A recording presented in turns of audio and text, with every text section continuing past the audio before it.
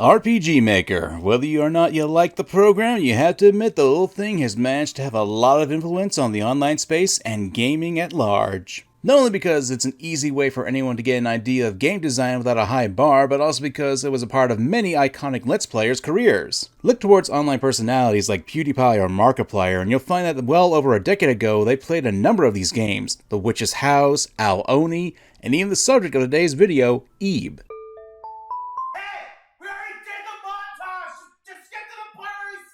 This video was brought to you guys by one of you. I was actually commissioned to talk about this video game, and to me, this is a pleasure of being a content creator online, that people would love to hear my opinion about some classic games. And you can't get any more classic than Ebe. I played this game ages ago, all the way back when I had to rely on a crappy laptop that I won in a random drawing from a bank. No, that is not an exaggeration. If it wasn't for the fact that I got super lucky, I may not have been a YouTuber because of that old laptop. Originally created in 2012 by the mysterious programmer Kuri, however you pronounce that, Ebe was one of the first RPG Maker games out there that really used the program to create a horror game and create a cult classic. So, sit back, relax, grab a drink, and let's go back to the past to talk about this classic game. I'm MangaKamen, and this is Ebe. Bullshit. That I absolutely love. The story of Ebe is one of simplicity. You play as Ebe, a rather quiet 9-year-old girl who's visiting an art gallery with her parents. Simple, right? But as you run around the area, eventually things begin to get weird. Everyone, including your parents, have disappeared, and the paintings begin to act strange. And then creepy things seem to happen around the gallery.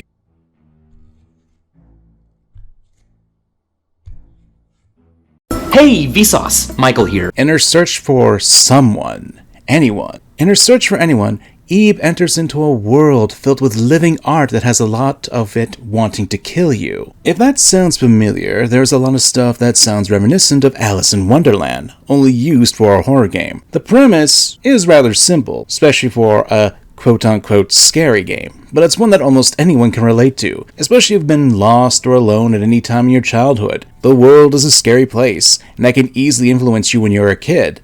The world is big, the world can be dark, and when you're alone, almost anyone and anything can sometimes want to kill you, and it can certainly be a traumatic experience. And the game does a good job of putting you in the shoes of a young kid. Hell, when you're going around the gallery initially, there are times where you can't read certain words and are replaced with question marks. Most kids won't understand some words that are written or know what their meaning is. So having a plot where a kid is isolated from those who care about them and entering into a new place alone is one where I think a lot of people can relate to. Not to mention, an art gallery for a horror game is one of creativity. After all, when you consider a place that is filled with bizarre and spooky looking paintings, statues, and whatever the fuck this is supposed to be, let's face it, art can be creepy when viewed in the right lens, especially when it falls into the uncanny valley. It should be noted that there aren't that many characters in the game. You have Ebe, obviously the main character, but you also have Gary, a lavender-haired 20-year-old guy who looks like he came out of a generic anime. I say that with love.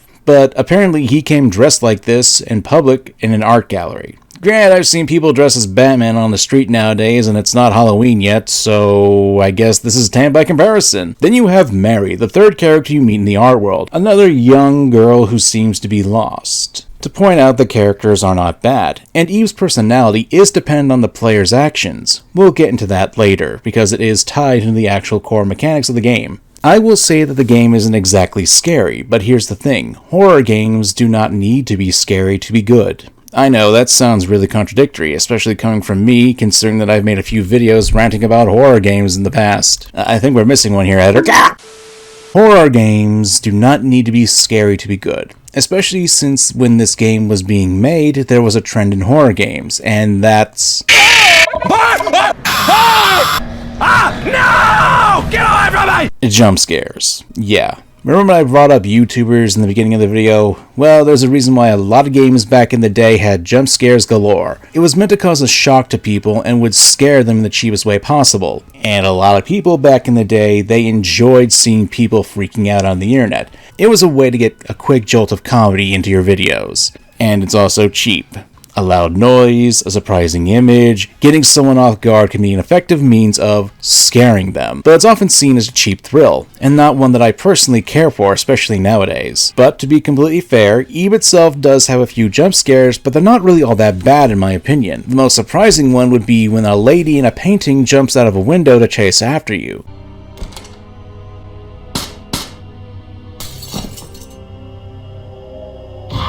But it's not really a jump scare because it's actually pretty well telegraphed to you that this is going to happen. That does remove the jump scare factor in my opinion, but Eve is more based upon another kind of horror, and that is atmospheric and anticipation. There are a ton of horror games that aren't actually scary and have a ton more focus on their gameplay. The Resident Evil games are a prime example of that. I personally wouldn't find a lot of the Resident Evil games scary per se. The scariest thing to me is the redesign of Nemesis from Resident Evil 3's remake. God damn it, I am never gonna let that go, am I? More to the fact, the Resident Evil games, they cause anxiety in players, and for the most part are well-designed games. They rely on the fact that they are survival horror, and not on specifically the horror itself. Sure, there are elements in them that are scary, but they aren't the kind of scares that stick with you after you're done playing. Unless you count that one scene where Jill gets violated by a freaky spider monster in the remake. Eve is actually more of a focus on the story and atmosphere of the game. Its main point isn't just scaring you. It can cause a little bit of anxiety since you're waiting for the act to be delivered, but when it does come, it doesn't cause you to jump in your chair, creating anxiety, making dread, having your players feel uncomfortable. These are many ways to make a game a horror genre one. I haven't gone over the other methods that make a horror game a horror game. Now, of course, you've got the tried and true statement that not everything will scare everyone. There aren't that many universal fears in the world, so the scares in the game may just not be to your taste, and that's perfectly fine. But there are things in Eve that will at the very least make you feel unsettled, whether it be the moments that make you question what you saw or heard, or even the effectively used musical score. So let's go a little deeper into the world of art and talk about the game itself. Time to talk about gameplay. It's an RPG Maker game, especially from a decade ago, so you're not going to get the gameplay on the same level as Metal Gear Rising.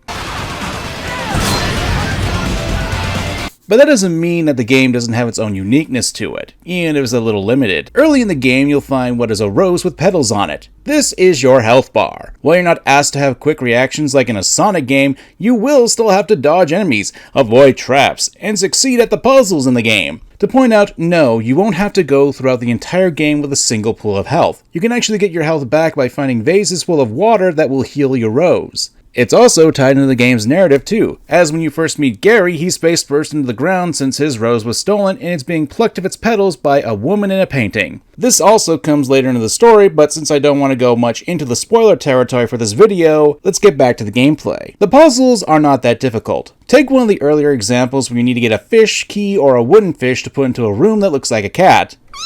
Nice. You get 2 halves of the key by doing 2 simple puzzles. The first is to find a stick figure, and the other is to have a stone head follow Eve until it falls into the ground, breaking in half and finding the other half of the key. It's stuff like this that can throw you for a loop, but it's also not too difficult if you apply some critical thinking skills. There are other puzzles like finding codes that are in paintings, trying to find out which of the statues is a liar in a group based on what they say, and even at times you'll have to switch control to other characters to fulfill some puzzles. Not for naught, but there's actually one part of the game that did make me a little frantic, and it's when you're playing as Gary. You see, in the game you have to try to escape from a room as a creepy looking monster slowly crawls out from the painting. And there are plenty of creepy dolls in the room too that you have to rip open and find the key. It's not so much scary as it's frantic as you don't know where the key is to escape the room. And with the monster making its way into the room creepily, with the music that's droning on and its freaky appearance, it's enough to make things a little bit hectic. I think that the gameplay and anticipation with the use of music is what makes it a pretty good combination for the atmosphere for the game. It always feels a little bit unsettling, and you don't know what new things will happen. The sound design is really what makes the game great to me. So if you do play this, please consider wearing headphones during it. It has classical music in the gallery portion, and when things begin to turn dark, with nasty sound effects that can add a bit of chill down your spine, it really does its job effectively. I'm not going to say that the game itself relies on its sound design, but it certainly helps the game out. There are a number of times where there's silence too, so any sound will get your attention as soon as it's played. And considering the music is used well when you're being chased or there's a sense of dread being painted, it really does a great job. The game isn't all that long of an experience though. Looking at my playtime and others, you can get through the game in about 2 hours or less. So it's a pretty good time if you're looking for a quick experience in classic horror for one night. However, one thing you need to understand is that there are multiple endings in the game, so there's a fair bit of replay value. Kinda. This is where I do have a bit of a criticism for the game, but let's talk about the positives on this, in that there are 7 different endings to the game, all of which are dependent on your choices and actions for Eve. There are also a few other variables to consider, such as there being a hidden counter that will show your bond with Gary's attachment to Eve. No, not that way. There's also a Mary bond counter as well, but unless something happens to Gary, it's not something you need to concern yourself with.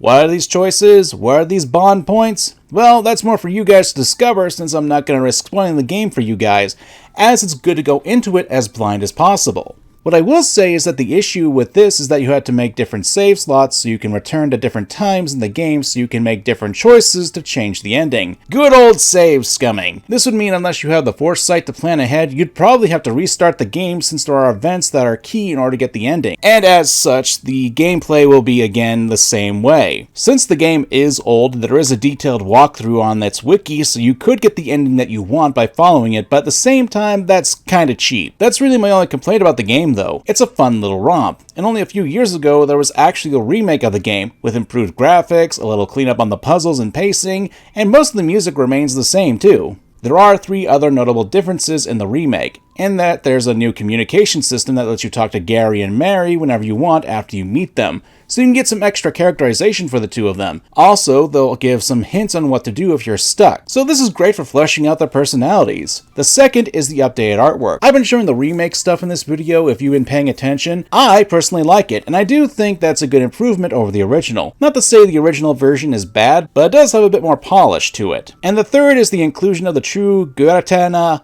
exhibition. And no, I do not care if I mispronounced that. It allows you to see the artwork in the game in full and tells you what you're missing. Both versions have the same story, it's just that one has a couple more features than the other. However, the original version is still free to play to this very day, while the remake is one you have to pay for. But you do have a wider variety of how to play it. Originally, the remake was just on Steam, but then in 2023 it came to Nintendo Switch. And just this year, there was a PS4 and PS5 release. Sorry, Xbox users, maybe next year you'll get it. Not that I care. But regardless, with a price of $13, you can enjoy the remake. It's not a bad price, and you will get your bang for your buck, in my opinion.